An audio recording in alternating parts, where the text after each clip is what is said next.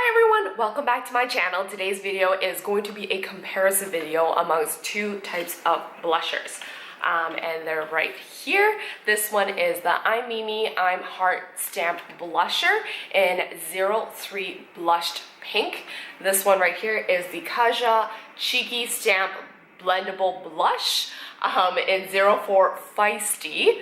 So when I went to Korea, I picked up this. I thought it was really cool because it was like a heart-shaped stamp, and I recall that Sephora had something similar from the Kaja brand. So I thought, you know what, I'm gonna pick up one of these and do like a comparison amongst the two.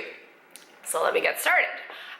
So I picked up one of these. These were sold for about, I think it was like about $15 or $17 Canadian. I did do a little bit of research and saw it online for about $20 off the Yes Style website. So, you know, it's not super pricey or anything like that, but definitely not on the super affordable end either for a single blusher, right? And with that being said, they offer in 3 different shades. This one is the pink one, they have a peach one, and a red one as well. And yeah, let me show you guys how it looks like. So of course this is a clear packaging box, plastic, not super environmentally friendly. And of course it's a glossy kind of packaging, has a heart at the top. And all I need to do is just twist, and then there's a spring in here. So it just like pops out. And of course, like you can see how thick this sponge is, and in a heart shape. And of course I've used it or not, it would have just been completely white. When I open the bottom of this, there's no mirror on this side, and of course this is the stamp part of it, like the pad I guess you would say, soaked with blushers. There would have been a seal here prior to using it, and of course when I peel off that seal, this whole like ring right here also came off, and it happened to actually both of these when I tried it out. So all I do is I just, you know, push it right in, get the product, and here I'm gonna stamp it on the back of my hand so you guys can see it. Push down. As you can tell, it's not like super pigmented, and all I need to do is just like blend it out like that, right? I find it a lot easier actually to use a brush at the end to actually blend it out versus actually stamping away like this. Because stamping away like this, I feel like it also adds product to it, and sometimes if it's like way too pigmented, it's already too much. But as you can tell, I like this as a day-to-day kind of color. When I'm comparing, I guess between the two, this shade doesn't completely match this shade. I was more like comparing the formula versus, and the packaging and the cost versus actually saying that these are dupes of each other in terms of shade. Anyhow, moving right along to the Kaja version. The Kaja version I actually purchased off the Sephora website for $29 Canadian.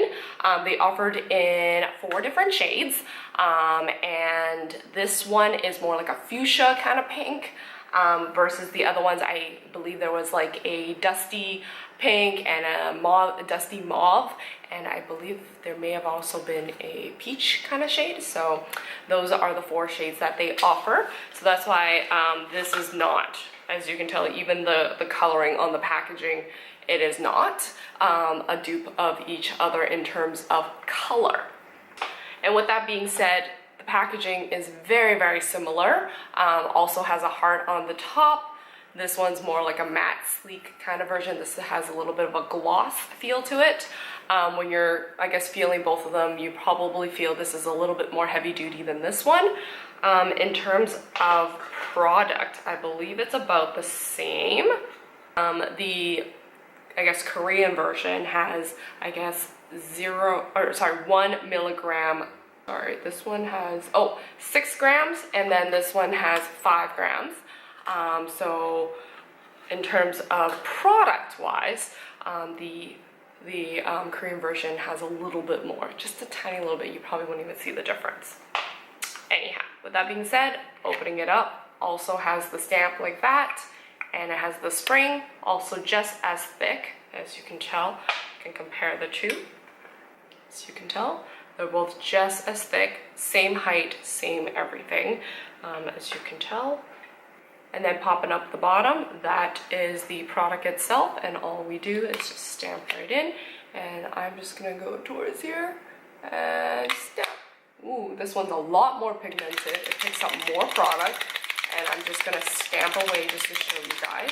As you can tell, like, this one has a lot more product, so you would have to do quite a bit of blending.